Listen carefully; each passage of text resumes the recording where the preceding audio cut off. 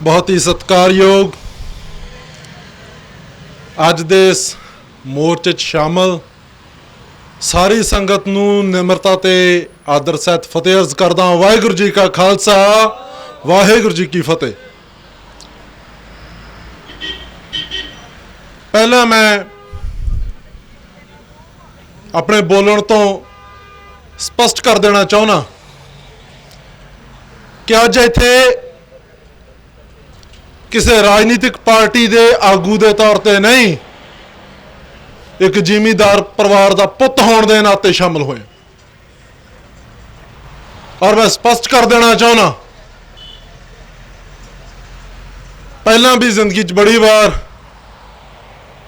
जो गल सिद्धांतां की आई तो उहदे उत्तों की चहा के सड़ते समय दियां सरकारां छड्डियां। जे हुण भी कदे लोड़ पई, ना राजनीति ना कोई अहदा, जो पंजाब के हकों लिए लड़नी लोड़ पई तो अज इस पवित्र स्थान जिथे बहुत सारे महान लोग, समाज सेवी लोग, धार्मिक लोग और खास करके जिथे संगत का इकट्ठ होंदा, वो स्थान बड़ा पवित्र हो जाता। तो मैं इस स्थान पर खड़ के तुहाडे नाल पहला वादा करन जा रहे हैं कि जद्दे लोड़ पई राजनीति नूं तिलांजलि दे के इस संघर्ष दे विच फ्रंट ते होके लड़ांगे। उहदे लई कोई मुल तारना पै जे, किसी तरह का कोई कुर्बानी देनी पै जे। दोस्तों, मैं किसी राजनीतिक परिवार चों नहीं हाँ, खानदान दे विच दूर दूर तक राजनीति नहीं।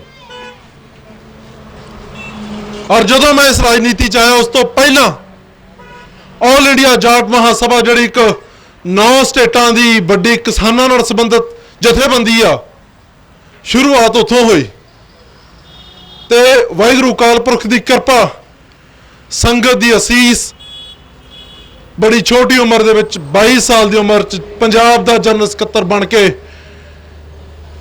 किसान संघर्षों के विच उतरे।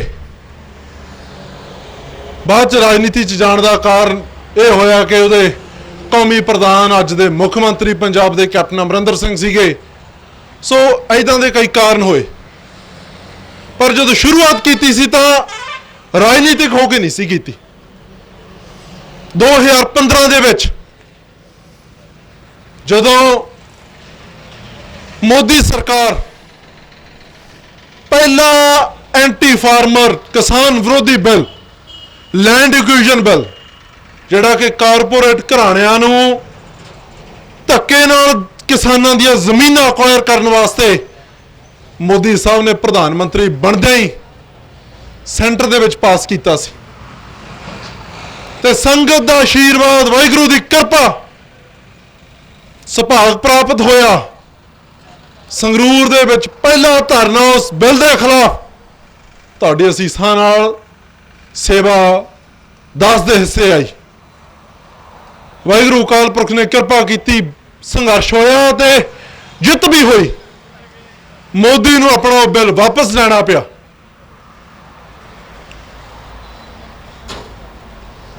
यह किसी जथेबंदी की जित नहीं सी, यह भी पंजाब के लोगों की जित सी। दोस्तों, जदों भी कोई इनकलाब उठिया, या तो पंजाब की धरती तो उठिया, तो या फिर जो इनकलाब ने एक पासा किया तो उदों किया जो पंजाबी उस तुरे। यूपी, बिहार, तेलंगाना स्टेटां दे विच दिल्ली जाते रहे, देखा उत्थे दे जिमीदार जंतर मंतर ते बैठे होंदे बेचारे। उन्हां दी हालत ये हुंदी सी जिवें एक आपां फिल्मां च देखदे हैं ना, अज तो 200-300 साल पहला गुलाम, कहना नहीं चाहिए, बहुत ही शरीरक पक्षों कमजोर, गुरबत दे मारे हुए लोग, जिन्हों की मानसिकता नूं सरकारां ने इस तरीके खोखला किया कि उठ के लड़ाई लड़नी बड़ी दूर की गल है। वो तो बेचारे, उन्होंने ये नहीं पता कि साडे ते उपर हो की रहा। और सेंटर दे विच जिहड़ी भी गवर्नमेंट आई है, हरेक गवर्नमेंट का निशाना हमेशा पंजाब रहा। उहदे कारण कई है। सब तो पहला कारण है पंजाबी लोगों का सुभाव। पंजाबी वो कौम है जड़े जो लड़ाई लड़ते हैं ना फिर पिछे नहीं मुड़ते, एक पासा करते। सो ऐसे लोगों तो कोई भी सरकार होवे, मुगलों तो लेके अज तक वो ऐसे लोगों तो बड़े चलते हैं। उन्होंने भेडां चाहिए, वो जो कह दें। यूपी बिहार दे विच तुसीं जाओ, सेंटर ने एक भी पिछले टन्योर के दौरान एक भी चज का फैसला नहीं किया, ना पंजाब दे या देश के व्यापारी लई, ना किसान लई, ना नौजवान लई, किसी लई भी। गल्लां बड़ियां वड्डियां कीतियां, फिर भी देखो लोगों ने दूजी बारी मोदी साहब नूं बड़े बड़े बहुमत नाल देश का प्रधानमंत्री बनाता, क्योंकि लोगों नूं जागरूकता है नहीं। पंजाब दे लोग है जड़े हमेशा जदों पहला भी धाड़वी अफगानिस्तान कनियो आउंदे देश नूं लुट के मुड़दे, ते साडे पूर्वजां ने उन्हां अफगानियां दे घोड़ियां दे लगामां फड़ियां।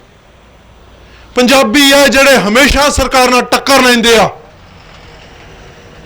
ये बाकी हिंदुस्तान तां जिधर नूं सरकारां चलाउंदियां ते उधर नूं तुर पैंदे।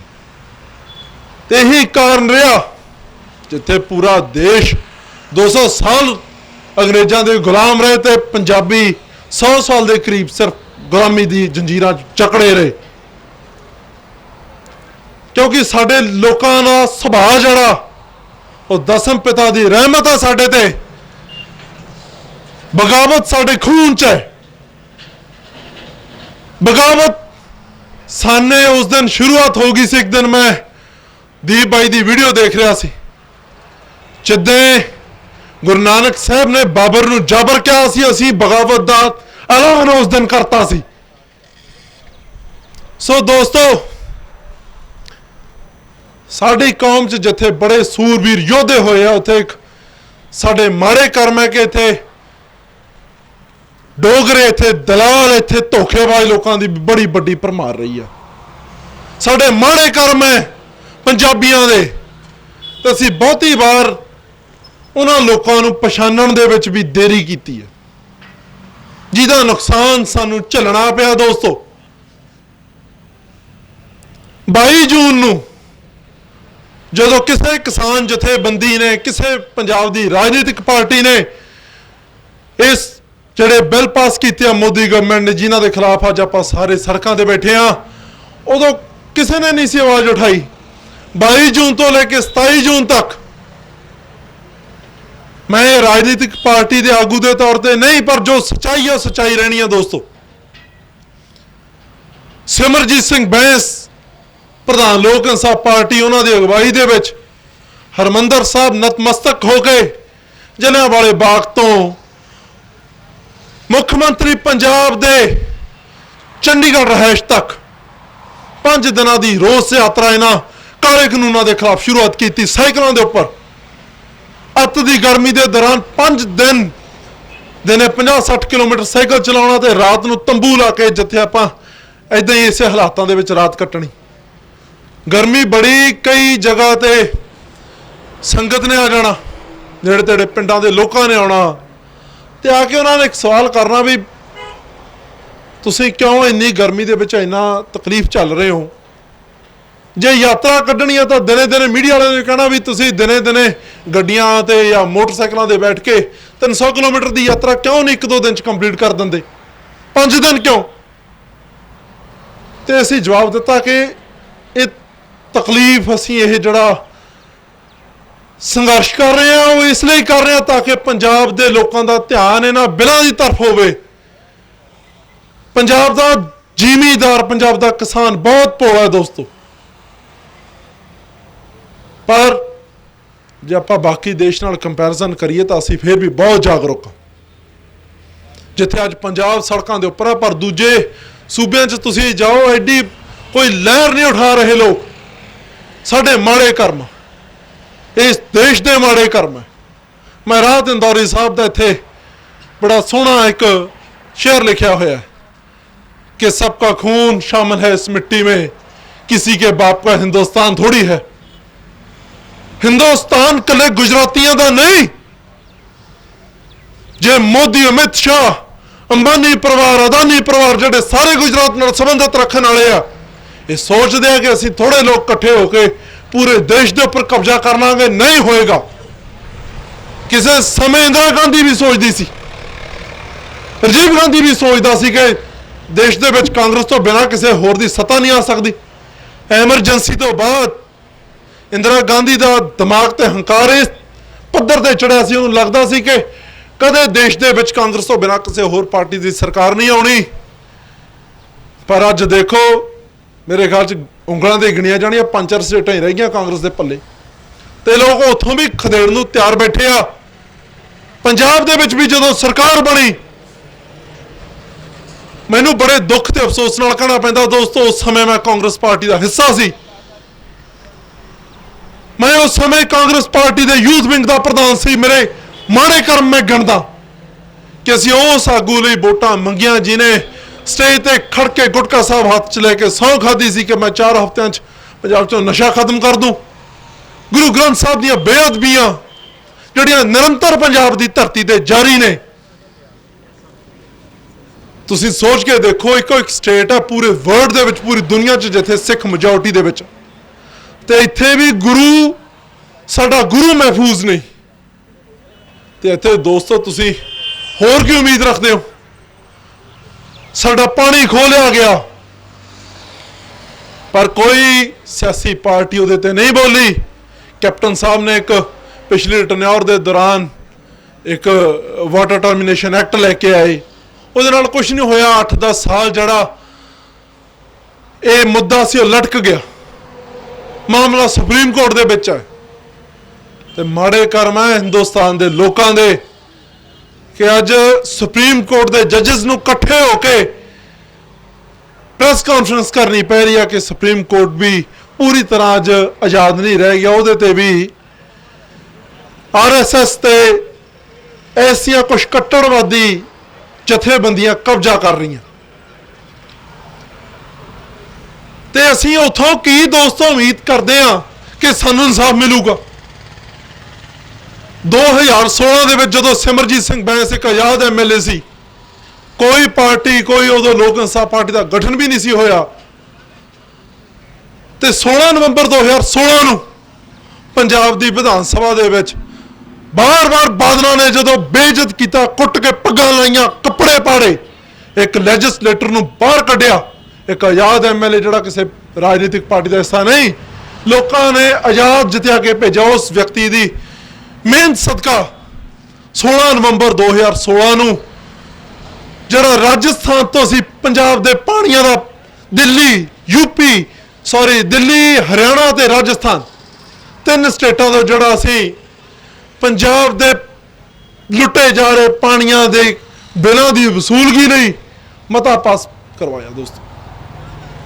ਪਰ ਮਾੜੇ ਕਰਮ ਸਾਡੇ ਬਾਦਲਾਂ ਦੀ ਸਰਕਾਰ ਵੀ ਰਹੀ, ਫਿਰ ਕੈਪਟਨ ਸਾਹਿਬ ਦੇ ਵੀ ਹੁਣ 4 ਸਾਲ ਤੋਂ ਉੱਪਰ ਲੰਘ ਚੁੱਕੇ ਆ, ਪਰ ਉਹਨਾਂ ਪੰਜਾਬ ਦੇ ਪਾਣੀਆਂ ਦੇ ਬਿੱਲ ਬਣਾ ਕੇ ਕਦੇ ਰਾਜਸਥਾਨ, ਦਿੱਲੀ ਨੂੰ ਜਾਂ ਹਰਿਆਣੇ ਨੂੰ ਨਹੀਂ ਭੇਜੇ ਗਏ। 16 ਲੱਖ ਕਰੋੜ ਰੁਪਈਆ ਕੱਲਾ ਰਾਜਸਥਾਨ ਤੋਂ ਲੈਣਾ, ਦੇਖੋ ਕਿੱਡੀ ਵੱਡੀ ਗੱਲ ਆ। ਦਿੱਲੀ, ਹਰਿਆਣੇ ਨੂੰ ਪੰਜਾਬ ਦੇ ਪਾਣੀਆਂ ਦੀ ਕੀਮਤ ਦਿੰਦੀ ਹੈ, ਪਰ ਪੰਜਾਬ ਨੂੰ ਨਹੀਂ। ਅਸੀਂ ਰਿਪੇਰੀਅਨ ਸਟੇਟ ਹਾਂ, ਅਸੀਂ ਮਾਲਕ ਹਾਂ ਇਸ ਪਾਣੀ ਦੇ, ਅਸੀਂ ਹੱਕਦਾਰ ਹਾਂ ਇਹਨਾਂ ਪਾਣੀਆਂ ਦੇ। ਦੋਸਤੋ, ਇਹ ਜਿਹੜਾ ਅਸੀਂ ਇਹ ਬਿੱਲ ਇਹਨਾਂ ਨੇ ਪਾਸ ਕੀਤਾ, ਅਸੀਂ ਜ਼ੋਰ ਲਾਵਾਂਗੇ, ਧਰਨੇ ਪ੍ਰਦਰਸ਼ਨ ਕਰਾਂਗੇ। ਹੋ ਸਕਦਾ ਹੈ ਹੰਕਾਰੀ ਹੋਈ ਕੇਂਦਰ ਦੀ ਮੋਦੀ ਸਰਕਾਰ ਇਹਦੇ 'ਚ ਕੋਈ ਛੋਟੀ ਮੋਟੀ ਜਿਹੜਾ ਬਦਲਾਅ ਲੈ ਆਉਣ, ਜਾਂ ਹੋ ਸਕਦਾ ਹੈ ਜੇ ਬਹੁਤ ਜ਼ਿਆਦਾ ਪ੍ਰੈਸ਼ਰ ਬਿਲਡ ਹੋ ਗਿਆ ਤਾਂ ਇਸ ਕਾਨੂੰਨ ਨੂੰ ਵਾਪਸ ਵੀ ਲੈ ਲੈਣ। ਪਰ ਇਹਦੇ ਨਾਲ ਹੋਣਾ ਕੀ ਹੈ? ਇਹਦੇ ਨਾਲ ਬਦਲਾਅ ਕੀ ਆਊਗਾ? ਜਦੋਂ ਇਹ ਬਿੱਲ ਨਹੀਂ ਪਾਸ ਕੀਤੇ ਸੀ, ਨਹੀਂ ਇੰਪਲੀਮੈਂਟ ਹੋਏ ਸੀ, ਤੇ ਖੁਦਕੁਸ਼ੀਆਂ ਦਾ ਪੰਜਾਬ ਦੇ ਵਿੱਚ ਉਦੋਂ ਵੀ 70 ਲੱਗੇ ਆ। ਕਿਸਾਨ ਤਾਂ ਉਦੋਂ ਵੀ ਬੈਂਕਾਂ ਦਾ ਕਰਜ਼ਾ ਹੀ ਹੋਇਆ, ਤੇ ਇਹਦੇ ਨਾਲ ਕੋਈ ਫਰਕ ਨਹੀਂ ਪੈਣਾ। ਹਾਂ, ਇਹ ਜ਼ਰੂਰ ਹੈ ਜੇ ਬਿੱਲ ਪਾਸ ਹੋਏ ਤਾਂ ਖੁਦਕੁਸ਼ੀਆਂ ਦੀ ਸਪੀਡ ਬਹੁਤ ਵੱਧ ਜਾਣੀ ਹੈ। ਦੋਸਤੋ, जो सरकारां ने 8-10 साल बाद करना उसकी प्लैनिंग अज तो शुरू कर देंगे। तो साडी बदकिस्मती असी उदों इस संघर्ष वाल तुरदे हैं जदों पानी साडे सिर तो दी लंघ जाता। एक छोटी जी एग्जाम्पल है, पंजाब की धरती, असी इस धरती के वारस हाँ। साडे बजुर्गों ने खून ते पसीने नाल सिंझिया इस धरती नूं, आजाद कराया अंग्रेजों तो, मुगलों तो इस धरती नूं। ते साडे पैसे नाल बणियां होईयां सड़कां देखो, अज तो कुछ साल पहला टोल प्लाजे ला दिते गए। साडियां सड़कां, साडी धरती साडे पैसे नाल बणियां। ते अज सानू जिवें एक कहानी तुहाडे चों बड़ियां ने सुनी होनी है कि एक राजे ने एक पुल दे उपर आपदी जनता दी ज़मीर चेक करने वास्ते उन्होंने जंजुआ लाता कि इधरों उधर जाने वास्ते 2 टके 4 टके तो इदा कर दो 10 टकिया की गल आई। लोग पैसे दे दे के लंघते रहे ना। बोलिया उन्हें क्या यार ऐ करो, इन्हों के छित्तर लो, बंदे खड़ा दे के इन्हों के छित्तर मारिया करो इस पासों, नाले पैसे लो नाले छित्तर मारो। तो लोग कुछ दिनों बाद इकट्ठे होकर राजे के दरबार से आए। राजे नूं लग्या, खुशी होई कि यार हाँ ठीक है, मेरे लोगों की ज़मीर जिउंदी है। उन्हें पूछा की करना आए हो? कहते बाकी तो सारा कुछ ठीक है राजा साहब, जेडे तेने बंदे खड़ाए उन्होंने गिनती थोड़ी है, जो साडे छत्तर मारदे तो साडा टाइम वेस्ट होंदा, इसलिए उत्थे बंदे बढ़ा दे, छत्तर मारन वाली गिनती बढ़ा दे। सो राजे ने कहा भी इन्हां दी हुण ज़मीर मर चुके हैं। सो साडे नाल इह हो रहा, टोल प्लाजा के उपर सिक्योरिटी बाउंसर रखे हुए आ, ते जदों जाम लग जाता ना उत्थे असीं ये नहीं सोचते भी बूम बैरीयर चक्के जाण या यार साडियां सड़कों के उपर जाम क्यों लगदे, असीं क्यों लेट होने आ। असीं ये सोचते हैं भी यार फास्टैग वाली लाइन च पा ला, इधर की स्पीड नाल पैसे कटदे ते छेती लंघ जाइए। जिद्दे पहला टोल पंजाब की धरती ते लग्या सी, जे किते उहदे जिवें अज इकट्ठे होए बैठे हाँ, अज टोल चुकाए उत्ते बैरीयर उन्होंने अज नहीं कोई आ जाता, तो पहले दिन टोल भन्निया हुंदा, पहले दिन बगावत की होंदी तो कदे इस पंजाब की धरती ते साडी लुट दे केंद्र नहीं सी खुलने। पर असीं समझौते कीते, ते जिहड़ी कौम समझौते ते संधियां कर लग जे उहदा अंत निश्चित हुंदा। जिहड़ी कौम लड़ना भुल जे उहदा अंत निश्चित है दोस्तों, उन्होंने दुनिया की कोई ताकत नहीं बचा सकती। तो असीं संधियां करनियां शुरू करतियां, उन्होंने हौली हौली जिहड़ा हत्थ आ साडे गुलामी नूं पै गया। ये हुण बिल लेके आए आ साडियां फसलां खोण, साडियां जमीनां खोण वास्ते। बड़ी जल्दी केंद्र सरकार एक बिल लेके आ रही है दोस्तों, मैं अज दस दिना जिहड़ी साडे बिजली प्रोजैक्ट ने ये भी केंद्रीकरण इन्हां दा होण जा रहा। साडी बिजली भी केंद्र के हत्थां 'च जाण जा रही है। जिहड़ी सानूं सबसिडी मिलती आ, जिहदी कीमत अप्रोक्सीमेट 10,000 करोड़ की सालाना की सबसिडी है, झोने की सानूं जिहड़ी किसानी की मुफ्त बिजली मिलती है, तो वह भी खत्म हो जानी है। जिद्दे कॉरपोरेट के हत्थ 'च चली गई बिजली, तो भुल जो रेट मर्जी के बढ़ाने उन्होंने। ये देश गुलाम होने वाल वध रहा। सोच के देखो, ये सिर्फ कली कणक जीरी का मसला नहीं है दोस्तों, ये MSP का मसला नहीं है। MSP तो होर भी फसलों पर है, मक्की ते भी है, दूजिया फसलों पर भी है। जो 5 दिनों की यात्रा की दुआबे दे विचों असीं बंगा मंडी गए, नाल मीडिया की हाज़री दे विच बड़ी हाई क्वालिटी की मक्की, मोतियां वर्गी मक्की आपां कह दिंदे पंजाबी च। ते असीं उत्थे जाके जिहड़े जिमीदारां दे ढेर लगे, मीडिया के सामने जिमीदार बुला ले। असीं तां जे कुछ कहीए लोगों नूं लगना यार राजनीतिक बंदे आ, इन्हां दा विरोध ही करना। जिमीदार मीडिया के सामने करते जिन्हां दे उत्थे फसल पई सी। उन्होंने पूछा तुहाडी फसल की की भाव जिहड़ा व्यापारियां नूं लै रहा, तो एक जिमीदार मध मिडल एज बंदा वो कहता जी 700 रुपये मेरी जिहड़ा मक्की का भाव लग्या, तो MSP 1850 रुपया। दोस्तों मक्की के उपर 1850 रुपये MSP है, पर वो 700 रुपये 750 800 तक वो कहने मसा जाती है। कारण की है? क्योंकि उन्होंने कोई जड़ियाँ पंजाब दियाँ एजेंसियां ने, खरीद एजेंसियां, मंडी बोर्ड की जी गारंटेड ਲਿਫਟਿੰਗ ਨਹੀਂ ਹੈ ਮੱਕੀ ਦੀ, ਉਹਨੂੰ ਏਜੰਸੀਆਂ ਨਹੀਂ ਚੱਕਦੀਆਂ, ਪ੍ਰਾਈਵੇਟ ਵਪਾਰੀ ਆਉਂਦਾ। ਤੇ ਪ੍ਰਾਈਵੇਟ ਵਪਾਰੀ ਨੂੰ ਪਤਾ ਅੱਜ ਮੈਂ ਤੁਹਾਨੂੰ ਪੈਸੇ ਦੀ ਲੋੜ ਹੈ, ਇੱਕ ਵਪਾਰੀ ਆਇਆ ਤੇ ਉਹਨੇ ਉਹਦੀ ਕੀਮਤ ਲਾਤੀ 700-800 ਰੁਪਈਆ। ਜ਼ਿਮੀਂਦਾਰ ਕਿੰਨੇ ਦਿਨ ਬੈਠਾ ਰਹੂਗਾ ਉੱਥੇ? 1 ਦਿਨ, 2 ਦਿਨ, 3 ਦਿਨ। ਸੋ ਉਹਨੂੰ ਮਰਦੇ ਕੀ ਨਾ ਕਰਦੇ ਅੱਕ ਚੱਬਣਾ ਪੈਣਾ ਹੈ। ਉਹਨੂੰ ਉਹੀ ਰੇਟ ਜਿਹੜਾ ਵਪਾਰੀ ਕਹਿ ਰਿਹਾ ਉਸੇ ਰੇਟ ਨੂੰ ਆਪਣੀ ਫਸਲ ਵੇਚ ਕੇ ਜਾਣੀ ਪੈਣੀ ਆ, ਕਿਉਂਕਿ ਉਹਨੇ ਜਾ ਕੇ ਪਰਚੂਨਲ ਦਾ ਹਿਸਾਬ ਵੀ ਕਰਨਾ, ਉਹਨੇ ਆੜਤੀ ਦੀ ਨੂੰ ਵੀ ਜਿਹੜਾ ਵਿਆਜ ਦੇਣਾ, ਜਿਹੜਾ ਲਿਮਟ ਉਹਦੀ ਵੀ ਕਿਸ਼ਤ ਮੋੜਨੀ ਆ ਦੋਸਤੋ। ਸੋ ਇਹ ਬੜਾ ਟੈਕਨੀਕਲ ਪੁਆਇੰਟ ਆ। ਇਹਨਾਂ ਦੀ ਸਟ੍ਰੈਟਜੀ ਕੀ ਆ ਉਹ ਸੁਣੋ। ਪੰਜਾਬ ਦੇ ਵਿੱਚ ਪ੍ਰਾਈਵੇਟ ਸ਼ੂਗਰ ਮਿਲਾਂ ਨੇ ਗੰਨਾ ਚੱਕਦੇ ਆ ਸਾਤੋਂ 3-3 ਸਾਲ ਕਿਸਾਨ ਯੂਨੀਅਨਾਂ ਧਰਨੇ ਲਾਉਂਦੀਆਂ, ਫੇਰ ਜਾ ਕੇ ਕਿਤੇ ਪੇਮੈਂਟਾਂ ਹੁੰਦੀਆਂ। ਪਰ ਚਲੋ ਆਪਣਾ ਉਹਦੇ ਨਾਲ ਜਿਹੜਾ ਜ਼ਿਮੀਂਦਾਰ ਆ ਉਹ ਫਿਰ ਵੀ ਸਰਵਾਈਵ ਕਰਦਾ। ਕਿਉਂ ਕਰਦਾ? ਕਿਉਂਕਿ ਜੇ ਕਿਸੇ ਕੋਲੇ ਮੰਨ ਲਓ 50 ਬਿੱਗੇ ਜ਼ਮੀਨ ਆ, ਉਹ 'ਚੋਂ ਅਗਲਾ ਕਿੱਲਾ 2 ਕਿੱਲੇ ਗੰਨੇ ਦੇ ਲਾ ਲੇ, ਬਾਕੀ ਜਿਹੜੀ ਜ਼ਮੀਨ ਆ ਉਹ 'ਚ ਆਪਾਂ ਕਣਕ ਝੋਨਾ ਲਾ ਲੈਂਦੇ ਹਾਂ। ਆਪਣਾ ਜਿਹੜਾ ਡੇਲੀ ਦਾ ਸਰਕਲ ਆ ਆਪਾਂ ਉੱਥੋਂ ਉਹਨਾਂ ਪੂਰਾ ਕਰੀ ਜਾਂਦੇ ਹਾਂ। ਸੋ ਪੈਸੇ ਕੰਨੀ ਆਪਣਾ ਸਰ ਜਾਂਦਾ।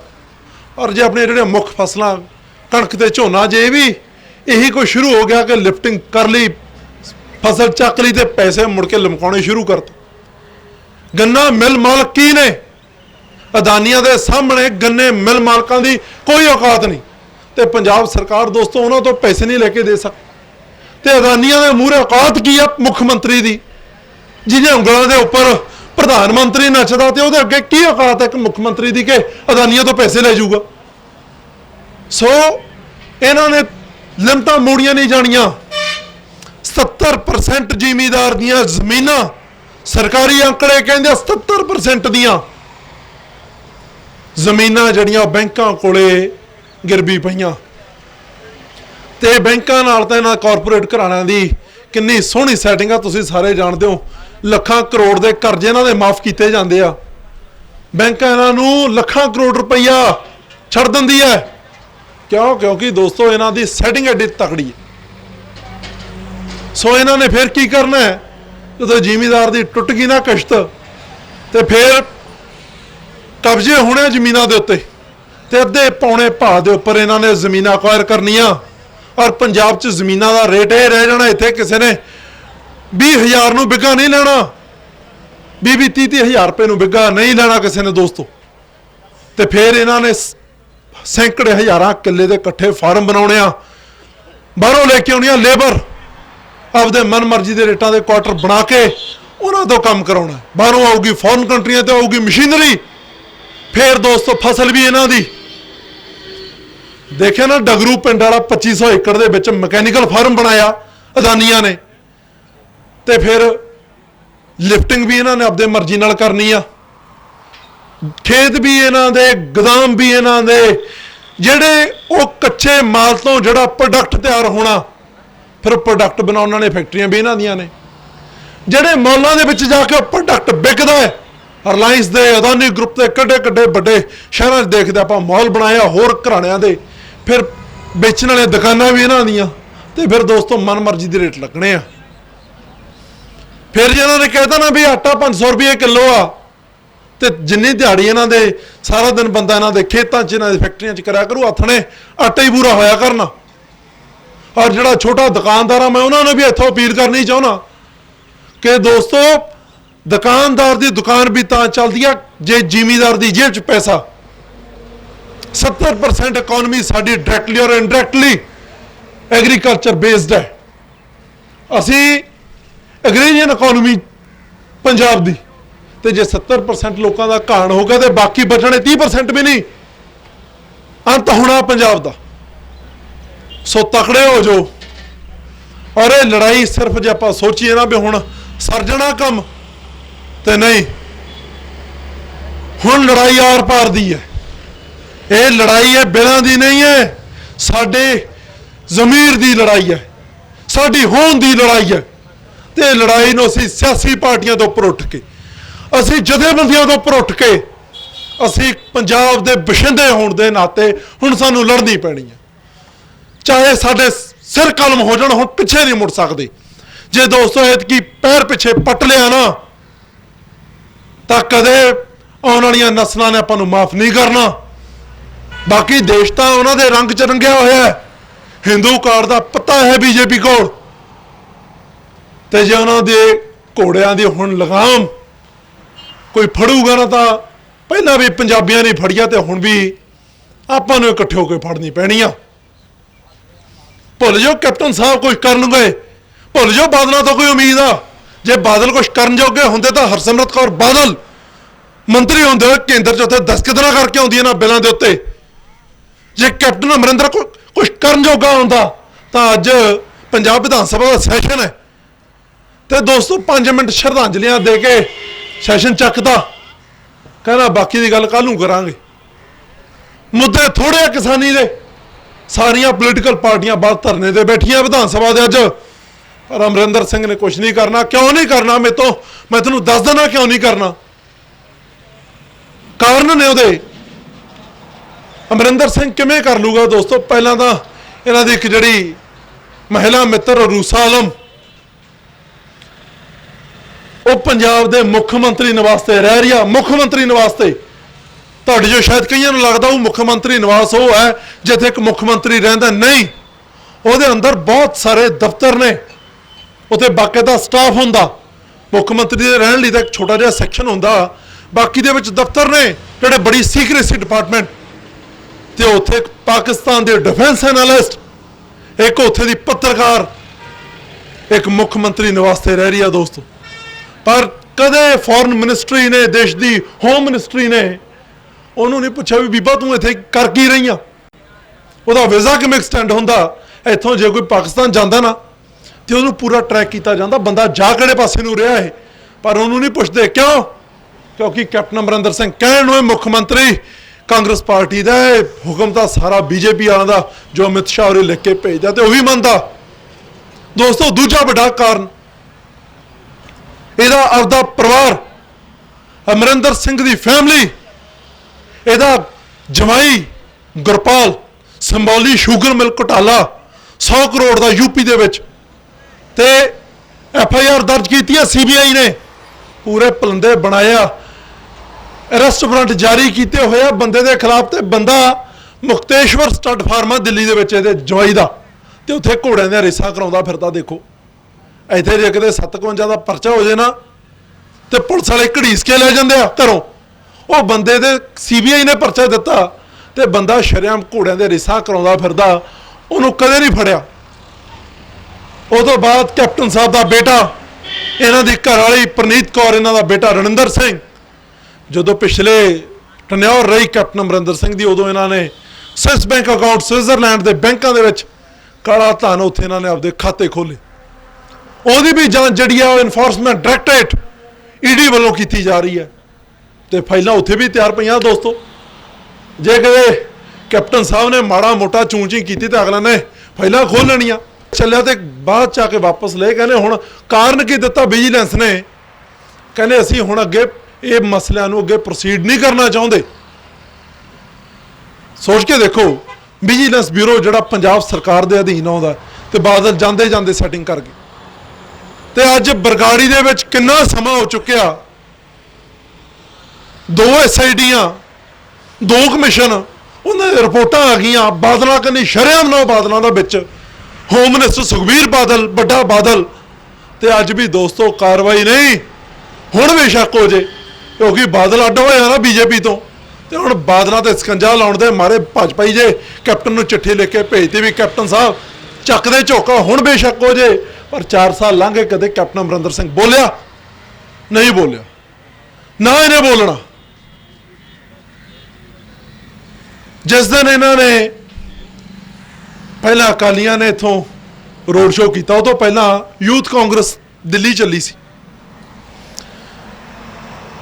यूथ कांग्रेस दिल्ली चली तो पुल के उपर इत्थे बैरीकेड लाए हुए थे शंभू बैरीयर ते, तो यूथ कांग्रेस वाले आए तो 25 मिनटां उत्थे एक एशा ट्रैक्टर लिया कबाड़ियां तो उन्होंने अग लाती ताकि मीडिया माइलेज मिले। मीडिया वाले पूरा उन्होंने दिखाउण भी पता नहीं किड्डा वड्डा कारज करता, एक कबाड़ चो लिया हुए ट्रैक्टर में अग ला के 25 मिनट अद्धा घंटा खड़े ਜਦੋਂ ਪਈਆਂ ਨਾ ਵਿਛਾੜਾਂ ਵਿਛੂੜਾਂ ਤੇ ਤਿੱਤਰ ਹੋ ਗਏ। ਵਾਹਿਗੁਰੂ ਅਕਾਲ ਪੁਰਖ ਦੀ ਕਿਰਪਾ ਉਦੋਂ 2 ਦਿਨ ਬਾਅਦ 23 ਸਤੰਬਰ ਆਹੀ 23 ਸਤੰਬਰ ਨੂੰ ਜਦੋਂ ਦੇਖਿਆ ਵੀ ਯਾਰ ਇਹਦਾ ਰਾਜਨੀਤਿਕ ਕੰਮ ਸ਼ੁਰੂ ਹੋ ਗਿਆ, ਤੇ ਮੈਂ ਬੈਂਸ ਸਾਹਿਬ ਕੋਲ ਬੈਠਾ। ਮੈਂ ਕਿਹਾ ਬੈਂਸ ਸਾਹਿਬ, ਜਿਹੜੀ ਆਪਾਂ ਨੇ 22 ਜੂਨ ਤੋਂ ਲੈ ਕੇ 27 ਜੂਨ ਤੱਕ ਕਿਸਾਨ ਬਚਾਓ ਪੰਜਾਬ ਬਚਾਓ ਰੋਸ ਯਾਤਰਾ ਕੱਢੀ ਸੀ, ਮੈਂ ਕਿਹਾ ਹੁਣ ਉਹਦਾ ਦੂਜਾ ਪੜਾਅ ਕਰਨਾ ਪੈਣਾ। ਮੈਂ ਕਿਹਾ ਰਾਜਨੀਤੀ ਸਟੰਟ ਸ਼ੁਰੂ ਕਰਤੇ, ਇਹਨਾਂ ਨੇ ਕੁਝ ਨਹੀਂ ਬਣਨਾ। ਤੇ ਦੋਸਤੋ ਉੱਥੋਂ ਅਸੀਂ ਚੱਲੇ ਇੱਥੇ ਆਏ, ਇਸੇ ਜਗ੍ਹਾ ਤੇ ਫਿਰ ਇਹਨਾਂ ਨੇ ਬੈਰੀਅਰ ਲਾਏ। ਵਾਹਿਗੁਰੂ ਅਕਾਲ ਪੁਰਖ ਦੀ ਕਿਰਪਾ, ਸੰਗਤ ਦੀ ਅਸੀਸ, ਕੋਈ ਔਕਾਤ ਨਹੀਂ ਸਾਡੀ। 3 ਘੰਟੇ ਜਦੋਂ ਜੈ ਚੱਲਿਆ, ਹਰਿਆਣਾ ਪੁਲਿਸ ਹੰਭ ਕੇ ਖੜ ਗਈ। 3 ਘੰਟੇ ਜਦੋਂ ਵਿਛਾੜਾਂ ਤੇ ਡਾਂਗਾ ਮਾਰਨ ਪੁਲਿਸ ਥੱਕ ਗਈ, ਤਾਂ ਹਰਿਆਣੇ ਵਾਲੇ ਪੁਲਿਸੀਏ ਬੇਨਤੀਆਂ ਕਰਨ ਲੱਗ ਗਏ। ਤੇ ਜਦੋਂ ਬੇਨਤੀਆਂ ਕਰਨ ਲੱਗੇ, ਬੈਂਸ ਕਹਿੰਦਾ ਅਸੀਂ, ਮੈਂ ਤੇ ਵੱਡੇ ਬੈਂਸ ਸਾਹਿਬ ਜਥੇਦਾਰ ਜੀ, ਅਸੀਂ ਉਹਨਾਂ ਗੱਲਬਾਤ ਕਰਨ ਲੱਗੇ। ਬੈਂਸ ਸਾਹਿਬ ਨੇ ਥੋੜੇ ਬੰਦੇ ਲਏ ਤੇ ਦਰਿਆ ਪਾਰ ਹੋ ਗਏ ਥੱਲੋਂ ਦੀ, ਵੀ ਦੇਖੀ ਜਾਊ। ਪਰ ਅੱਗੇ ਜਾਂਦੀ ਫਿਰ ਹਰਿਆਣਾ ਪੁਲਿਸ ਨੇ ਥੋੜੀ ਦੂਰ ਜਾ ਕੇ ਡਿਟੇਨ ਕਰ ਲਏ, ਕਿਉਂਕਿ ਬਹੁਤ ਵੱਡੀ ਗਿਣਤੀ ਦੇ ਵਿੱਚ ਇੱਥੇ ਪੁਲਿਸ ਫੋਰਸ ਇਹਨਾਂ ਨੇ ਲਾਈ ਹੋਈ ਸੀ। ਜੇ ਰਾਜਨੀਤਿਕ ਹੁੰਦੇ ਨਾ ਦੋਸਤੋ, ਤਾਂ ਅਸੀਂ ਵੀ 25 ਮਿੰਟ 'ਚ, ਸਾਨੂੰ ਮੀਡੀਆ ਵਾਲਿਆਂ ਨੇ ਕਿਹਾ, ਵੱਡੇ ਵੱਡੇ ਚੈਨਲ ਨਿਊਜ਼ 18 ਵਾਲੇ ਹੋਰ ਸਾਡੇ ਕੋਲੇ ਮਾਈਕ ਲੈ ਕੇ ਆਏ, ਕਹਿੰਦੇ ਜੀ 20-25 ਮਿੰਟ ਹੋ ਗਏ, ਹੁਣ ਕਾਹਨੂੰ ਇੰਨਾ ਲੰਬਾ ਸਮਾਂ ਲਾਇਆ। ਕਹਿੰਦੇ ਹੁਣ ਤੁਸੀਂ ਆਪਦਾ ਵਿਦਰੋਹ ਦਰਜ ਕਰਾਤਾ, ਹੁਣ ਚਲੋ ਇੱਥੋਂ ਜਾਓ। ਰਾਜਨੀਤਿਕ ਪਾਰਟੀਆਂ ਕਰਦੀਆਂ। ਬਾਦਲ ਗਏ ਸੀ ਚੰਡੀਗੜ੍ਹ, ਤੇ ਹਜੇ ਮੈਨੂੰ ਲੱਗਦਾ 2-3 ਮਿੰਟ ਹੀ ਹੋਏ ਸੀ ਕੰਮ ਸ਼ੁਰੂ ਹੋਏ ਨੂੰ, ਇੱਕ ਅਕਾਲੀ ਨਹੀਂ ਲੱਭਿਆ। ਸਾਰੇ ਲੋਕਾਂ ਨੇ ਲਾਈਵ ਦੇਖਿਆ ਤੇ ਅੱਡੀਆਂ ਨੂੰ ਥੁੱਕ ਲਾ ਗਏ, ਕਿਉਂਕਿ ਦੋਸਤੋ ਸਿਰਫ ਆਪਦੀ ਹਾਜ਼ਰੀ ਦਰਜ ਕਰਾਉਣ ਗਏ ਸੀ, ਲੜਾਈ ਲੜਨ ਨਹੀਂ ਸੀ ਗਏ। ਸੋ ਜਦੋਂ ਲੜਾਈ ਲੜਨੀਆਂ ਹੁੰਦੀਆਂ ਨਾ, ਰਾਜਨੀਤੀ ਕਰਨ ਵਾਸਤੇ ਯਾਰ ਬੜੇ ਮੁੱਦੇ ਹੋ ਰਹੇ ਗਏ ਆ। ਪੰਜਾਬ ਤਾਂ ਇੱਕ ਮੁੱਦਿਆਂ ਦੀ ਸਟੇਟ ਹੈ, ਜਿੱਥੇ ਹੱਥ ਲਾਓ ਪੰਜਾਬ ਦੇ ਵਿੱਚ ਮੁੱਦਾ। ਪਰ ਕੁਝ ਮੁੱਦੇ ਉਹ ਹੁੰਦੇ ਆ ਜਿਹੜੇ ਸਾਡੀ ਹੋਂਦ ਤੇ, ਰਾਜਨੀਤੀ ਵੀ ਉੱਥੇ ਕਰਾਂਗੇ ਨਾ ਜੇ ਪੰਜਾਬ ਰਹੂਗਾ। ਜੇ ਪੰਜਾਬ ਹੀ ਉਜੜ ਗਿਆ ਤੇ ਰਾਜਨੀਤੀ ਕਿੱਥੇ ਕਰਾਂਗੇ। ਸੋ ਕੁਝ ਮੁੱਦੇ ਉਹ, ਇੱਕ ਪੰਜਾਬ ਦੇ ਪਾਣੀ ਦਾ ਮੁੱਦਾ, ਸਾਡਾ ਪਾਣੀ ਸਭ ਤੋਂ ਖੋਲਿਆ ਜ਼ਮੀਨੀ ਪਾਣੀ ਅਸੀਂ ਆਪਦਾ ਮੁਕਾ ਕੇ ਬਹਿ ਗਏ। ਮੇਰਾ ਜ਼ਿਲ੍ਹਾ ਰਹਿਸ਼ ਸੰਗਰੂਰ ਹੈ, ਸੰਗਰੂਰ ਦੇ ਨਾਲ ਬਰਨਾਲਾ ਪੈਂਦਾ। ਦੋਸਤੋ ਬਰਨਾਲਾ ਜ਼ਿਲ੍ਹੇ ਦੇ 3 ਬਲਾਕ ਲਾਲ ਲਕੀਰ ਤੇ ਗਏ ਪਾਣੀ ਕੰਨੀਓ। ਉੱਥੇ ਤੁਸੀਂ ਵੱਡੀ ਜਿਹੜੀ ਖੇਤ ਵਾਲਾ ਟਿਊਬਵੈਲ ਕਨੈਕਸ਼ਨ ਨਹੀਂ ਲੈ ਸਕਦੇ ਨਵਾਂ, ਕਿਉਂਕਿ ਪਾਣੀ ਜਿਹੜਾ ਲਾਲ ਲਕੀਰ ਤੋਂ ਥੱਲੇ ਚਲਾ ਗਿਆ। ਨਾਸਾ ਨੇ ਸਾਨੂੰ ਜਦੋਂ ਪੂਰੇ ਹਿੰਦੁਸਤਾਨ ਦੇ ਉੱਪਰ ਸੈਟਲਾਈਟਾਂ ਨਾਲ ਦੇਖਿਆ ਨਾ, ਤਾਂ ਇਕੱਲਾ ਪੰਜਾਬ ਦਾ ਜਿਹੜਾ ਪੋਰਸ਼ਨ ਆ ਲਾਲ ਦਿਖਾਇਆ ਉਹਨਾਂ ਨੇ। ਤੇ ਹਿੰਦੁਸਤਾਨ ਦੇ ਜਿਹੜਾ ਗ੍ਰੀਨ ਟ੍ਰਿਬਿਊਨਲ ਆ ਉਹਨੂੰ ਭੇਜਿਆ ਕਿ ਤੁਹਾਡਾ ਜਿਹੜਾ ਇੱਕ ਹਿੱਸਾ ਹੈ ਖਿੱਤਾ, ਇਹਦਾ ਪਾਣੀ ਇੰਨੀ ਸਪੀਡ ਨਾਲ ਮੁੱਕ ਰਿਹਾ, ਆਉਣ ਵਾਲੇ 10-12 ਸਾਲਾਂ 'ਚ ਇੱਥੋਂ ਧਰਤੀ 'ਚੋਂ ਪਾਣੀ ਖਤਮ ਹੋ ਜਾਣਾ। ਪਰ ਦੇਖੋ ਮੁੜ ਕੇ ਗ੍ਰੀਨ ਟ੍ਰਿਬਿਊਨਲ ਕੁਝ ਬੋਲਿਆ ਨਹੀਂ ਬੋਲਿਆ, ਕਿਉਂਕਿ ਕੇਂਦਰ ਦੇ ਹੱਥ 'ਚ ਸਾਰਾ ਕੁਝ। ਇੱਕ ਪਾਸੇ ਅਸੀਂ 10,000 ਕਰੋੜ ਰੁਪਈਆ ਆਪਦੇ ਖਜ਼ਾਨੇ 'ਚੋਂ ਦਿੰਨੇ ਆ ਸਬਸਿਡੀ ਦੇ ਰੂਪ 'ਚ, ਅਸੀਂ ਆਪਦਾ ਪਾਣੀ ਵੀ ਖਤਮ ਕਰ ਰਹੇ ਹਾਂ, ਅਸੀਂ ਆਪਦਾ ਟੈਕਸ ਪੇਅਰ ਦਾ ਪੈਸਾ ਵੀ ਵੇਸਟ ਕਰ ਰਹੇ ਹਾਂ, ਜਿਹੜਾ ਅਸੀਂ ਸਬਸਿਡੀ ਬਿਜਲੀ ਦੀ, ਤੇ ਉਹ ਅਗਲੇ ਪਾਸੇ ਸਾਡਾ ਪਾਣੀ ਵੀ ਜਿਹੜਾ ਫ੍ਰੀ 'ਚ ਲੁਟਾ ਰਿਹਾ। ਸਾਨੂੰ ਕਦੇ ਝਾਰਖੰਡ ਵਾਲਿਆਂ ਨੇ ਕੋਲਾ ਮੁਫਤ 'ਚ ਦਿੱਤਾ, ਕਦੇ ਦੂਜੀਆਂ ਸਟੇਟਾਂ ਜਿੱਥੋਂ ਲੱਕੜ ਮਾਰਬਲ ਰਾਜਸਥਾਨ 'ਚੋਂ ਨਿਕਲਦਾ ਕਦੇ ਮੁਫਤ 'ਚ ਦਿੰਦੇ ਆ। ਤੇ ਸਾਡੇ ਕੋਲੇ ਹੈ ਕਿ ਬਾਰਡਰ ਸਟੇਟ ਆ, ਸਾਡੀ ਲੈਂਡ ਲੌਕਡ ਸਟੇਟ ਆ, ਸਾਨੂੰ ਕੋਈ ਬੰਦਰਗਾਹ ਨਹੀਂ ਸਾਡੇ ਕਿਸੇ ਪਾਸੇ। ਇੱਧਰਲੇ ਪਾਸੇ ਸਾਡੇ ਪਾਕਿਸਤਾਨ ਆ, ਤੇ ਇੱਧਰ ਉਹ ਕੰਟਰੀ ਆ ਜਿਹੜਾ ਹੈ ਤਾਂ ਸਾਡਾ ਆਪਦਾ, ਪਰ ਉੱਥੇ ਦੀਆਂ ਸਰਕਾਰਾਂ ਨੇ ਕਦੇ ਸਾਡੇ ਨਾਲ ਆਪਣੇ ਪਨ ਵਾਲਾ ਕੋਈ ਵਤੀਰਾ ਨਹੀਂ ਰੱਖਿਆ। ਸੋ ਦੋਸਤੋ ਉਹ ਪਾਣੀ ਵੀ ਸਾਡੇ ਤੋਂ ਖੋਹ ਰਿਹਾ। ਅਸੀਂ ਇੱਕੋ ਗੱਲ ਕਹੀ ਸੀ ਕਿ ਜੇ ਬਿੱਲ ਬਣਾ ਕੇ ਅਸੀਂ ਭੇਜਦੇ ਹਾਂ 16 ਲੱਖ ਕਰੋੜ ਰੁਪਈਆ ਸਰਕਾਰੀ ਕੀਮਤ ਪਾਣੀ ਦੀ, ਜੇ ਪੰਜਾਬ ਨੂੰ ਮਿਲ ਜਾਂਦੀ ਆ ਦੋਸਤੋ, ਕਰਜ਼ਾ ਹੈ ਕਿੰਨਾ ਪੰਜਾਬ ਦੇ ਸਿਰ? 3 ਲੱਖ ਕਰੋੜ ਰੁਪਏ ਦਾ ਕੁੱਲ ਕਰਜ਼ਾ, ਵਿੱਚ ਹੀ ਜ਼ਿਮੀਂਦਾਰ ਦਾ, ਵਿੱਚ ਹੀ ਜਿਹੜਾ ਸਾਡਾ ਦੂਸਰੇ ਕਰਜ਼ੇ ਸਾਡੇ ਸਿਰ, ਜਿਹਦੇ ਕਰਕੇ ਇੱਥੇ ਬੇਰੁਜ਼ਗਾਰੀ ਵੱਧ ਰਹੀ ਆ। ਅਸੀਂ ਸੋਚਦੇ ਹਾਂ ਯਾਰ, ਇੱਕ ਸਾਨੂੰ ਨਾ ਬੜਾ ਮਿਸਗਾਈਡ ਕੀਤਾ ਜਾਂਦਾ। ਬਾਦਲ ਸਾਹਿਬ ਨੂੰ ਇੱਕ ਵਾਰੀ ਕਿਸੇ ਨੇ ਪੁੱਛਿਆ, ਕਹਿੰਦੇ ਬਾਦਲ ਸਾਹਿਬ, ਕਹਿੰਦੇ ਤੁਸੀਂ ਆਹ ਕਰਜ਼ਾ ਲਈ ਜਾਂਦੇ ਹੋ, ਇਹ ਮੋੜਨਾ ਕਿੱਥੋਂ ਆ? ਤੇ ਲੋਕਾਂ ਦੇ ਭੋਲੇਪਣ ਦਾ ਫਾਇਦਾ ਉਠਾਉਂਦੇ ਹੋ ਬਾਦਲ ਇੱਕ ਗੋਲ ਜਿਹਾ ਜਵਾਬ ਦੇ ਗਿਆ, ਕਹਿੰਦਾ ਇਹ ਕਿਹੜਾ ਕਿਸੇ ਇੱਕ ਬੰਦੇ ਤੇ ਹੈ ਜੀ, ਇਹ ਤਾਂ ਸਟੇਟ ਦੇ ਕਰਜ਼ਾ ਹੈ। ਸਟੇਟ ਦਾ ਕਰਜ਼ਾ ਨਾ ਕੀ ਹੈ, ਇਹ ਕਿਹੜਾ ਸੈਂਟਰ ਵਾਲੇ ਨੂੰ ਦੇਸ਼ ਚੋਂ ਕੱਢ ਦੇਣਗੇ, ਸਟੇਟ ਨੂੰ ਅੱਡ ਕਰ ਦੇਣਗੇ। ਪਰ ਨਹੀਂ ਦੋਸਤੋ, ਉਹਦੇ ਇਫੈਕਟਸ ਕੀ ਨੇ? ਅੱਜ ਪੰਜਾਬ ਦੇ ਹਰੇਕ ਡਿਪਾਰਟਮੈਂਟ ਦੇ ਵਿੱਚ ਵੱਡੀ ਗਿਣਤੀ ਦੇ ਵਿੱਚ ਅਸਾਮੀਆਂ ਖਾਲੀ ਪਈਆਂ, ਨੌਕਰੀ ਪੋਸਟਾਂ ਨਹੀਂ ਨਿਕਲਦੀਆਂ। ਕਿਉਂ ਨਹੀਂ ਨਿਕਲਦੀਆਂ? ਤਨਖਾਹ ਦੇਣ ਨੂੰ ਤਾਂ ਪਹਿਲਿਆਂ ਨੂੰ ਪੈਸੇ ਹੈ ਨਹੀਂ, ਨਵੇਂ ਕਿੱਥੋਂ ਭਰਤੀ ਕਰਨੇ? ਬੇਰੁਜ਼ਗਾਰੀ ਵਧੀ, ਸਾਡੇ ਤੇ ਟੈਕਸ ਵਧੇ, ਬਿਜਲੀ ਪੰਜਾਬ ਦੇ ਵਿੱਚ ਸਿਖਰਾਂ ਤੇ। ਸਾਡੇ ਕੋਈ ਐਸੀ ਚੀਜ਼ ਨਹੀਂ ਪੰਜਾਬ 'ਚ ਯਾਰ ਜਿੱਥੇ ਸਾਡੇ ਕੋਲੇ ਜਿਹੜੀ ਅਸੀਂ ਇਹ ਕਹਿ ਸਕੀਏ ਕਿ ਇੱਥੇ ਪੰਜਾਬ ਦੇ ਵਿੱਚ ਵਧੀਆ, ਬਾਕੀ ਦੇਸ਼ 'ਚ ਮਾੜੀ ਹੈ। ਸਾਨੂੰ ਚਾਰੇ ਪਾਸੇ ਲੁੱਟਿਆ ਜਾ ਰਿਹਾ। ਮੈਂ ਤੁਹਾਨੂੰ ਅਖੀਰ ਦੇ ਵਿੱਚ ਫੇਰ ਬੜੀ ਨਿਮਰਤਾ ਸਹਿਤ ਬੇਨਤੀ ਕਰਦਾ, ਬੜਾ ਲੰਮਾ ਸਮਾਂ ਮੈਂ ਬੋਲ ਗਿਆ, ਮੁੱਦੇ ਬੜੇ ਆ, ਤਕੜੇ ਹੋ ਜਾਓ। ਇਹ ਲੜਾਈ ਬੜੀ ਛੇਤੀ ਮੁੱਕਣ ਵਾਲੀ ਨਹੀਂ।